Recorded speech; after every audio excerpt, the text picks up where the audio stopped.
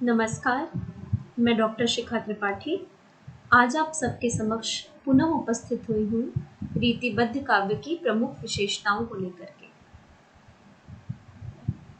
पिछली कक्षा में मैंने आप सबसे रीतिबद्ध काव्य की प्रवृत्तियों के विषय में चर्चा की थी, जिनमें से कुछ इस प्रकार हैं: कवि कर्म एवं आचार्य कर्म का समन्वय, नारी चित्रण, सौंदर्य चित्रण, अलंकारिकता, काव्य रूप, श्रृंगारिकता, प्रकृति का उद्दीपन रूप में चित्रण, समाज से सर्वथा विमुख कविता, पराश्रयता की भावना, रीतिबद्ध कवियों में राधा कृष्ण का वर्णन, भक्ति नीति एवं वीर रस की प्रधानता।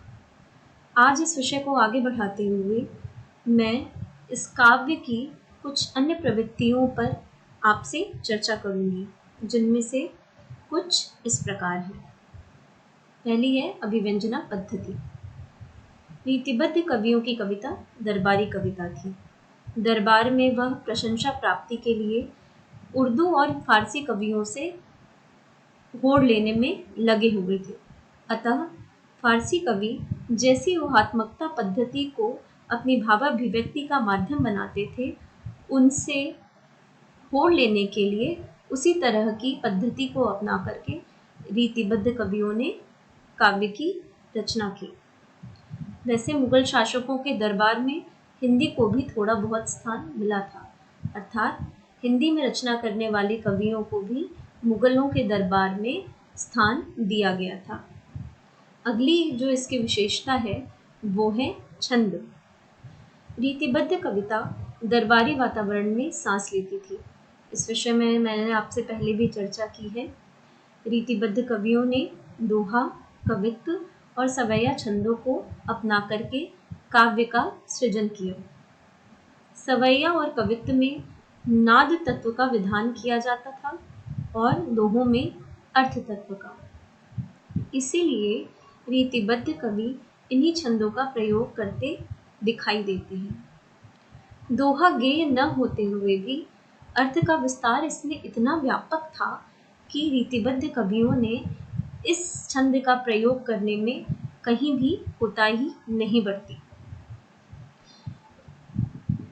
सवैया, कवित्व और दोहों में रीतिबद्ध कवि चित्रात्मक वर्णन करते थे। गेयता और चित्रात्मकता इस युग की कविता के दो प्रधान गुण थे, अर्थात रीतिकाल में जो रचनाएं सवैया, कवित्व और दोहों के रूप में रची गई, उनको संगीतबद्ध करके गाया भी जाता है, आज भी और तत्कालीन समय में भी। अगली जो इस काव्य की प्रमुख विशेषता है वो है ब्रज भाषा की प्रधानता। ब्रज भाषा इस युग की साहित्यिक भाषा है। भारतीय साहित्य में लालित्य के क्षेत्र में संस्कृत भाषा के पश्चात यदि किसी का स्थान आता है तो वह है ब्रज भाषा। एक तो वह मध्य देशीय भाषा थी, दूसरा यह प्रकृति से मधुर भी थी। साथ ही कोमल रसों की सुंदर अभिव्यक्ति भी इसमें अपार मात्रा में मिली हुई थी, अर्थात सरल और कोमल भावों की बहुत ही सुंदर अभिव्यक्ति की क्षमता इस भाषा में थी। माधुर्य गुण और नाजुक मिजाजी के कारण संगीत के लिए इनके शब्द सर्वथा अनुकूल थे।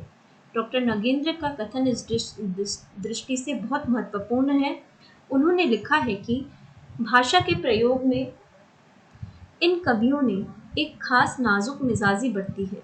इनके काव्य में किसी भी ऐसे शब्द की गुंजाइश नहीं मिलती जिसमें माधुर्य नहीं है। अक्षरों के गुंफन में इन्होंने कभी भी त्रुटि नहीं की। संगीत के रेशमी तारों में इनके शब्द माणिक्य मोतियों की तरह गुथे हुए हैं। यह तो डॉक्टर नगेंद्र का कथन था ब्रज भाषा के संबंध में। इसी क्रम में आगे बढ़ते हुए हम यह देख सकते हैं कि यह काल जो था वह ब्रज भाषा की चरमोन्नति का काल था। ब्रज भाषा ने इस काल में बहुत विकास किया।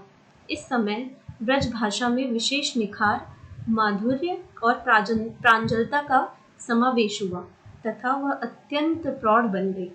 रीतिबद्ध कवियों की भाषा में कुछ दोष अवश्य पाए जाते हैं, लेकिन यह भी सच है कि रीतिबद्ध कवि देव और पद्माकर ने कोमल कांत पदावली की दृष्टि से गोस्वामी तुलसीदास को भी कहीं पीछे छोड़ दिया है।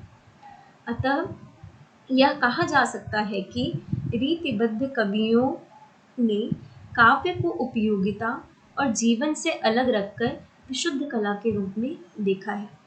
फलस्वरूप यह काव्य मोहक छटा से युक्त किंतु निर्जीव मूर्ति के रूप में सामने आया। परिपाटीबद्धता के कारण इस काव्य में भावना अत्यंत संकुचित घेरे में बन गई। इन्हीं बातों को ध्यान में रखते हुए आचार्य रामचंद्र शुक्ल ने लिखा है, जीवन की विभिन्न चिंत्य बातों तथा जगत के नाना रहस्यों की ओर कवियों की दृष्टि नहीं जाने पाई। वाग्धारा बंधी हुई नालियों में ही प्रवाहित होने लगी, जिससे अनुभव से बहुत से गोचर तथा अगोचर विषय रससिक्त होकर सामने आने से रह गए। तो यह थी रीतिबद्ध काव्य की कुछ प्रमुख प्रवृत्तियाँ। आशा करती हूँ कि यह आप सभी को समझ आई होंगी। अतः आज के लिए सिर्फ इतना ही। मैं पुनः आप सबके समक्ष उपस्थित होंगी एक नए शीर्षक के साथ, नए विषय के साथ। हम फिर से उस नए विषय पर चर्चा करेंगे। तब तक के लिए धन्यवाद।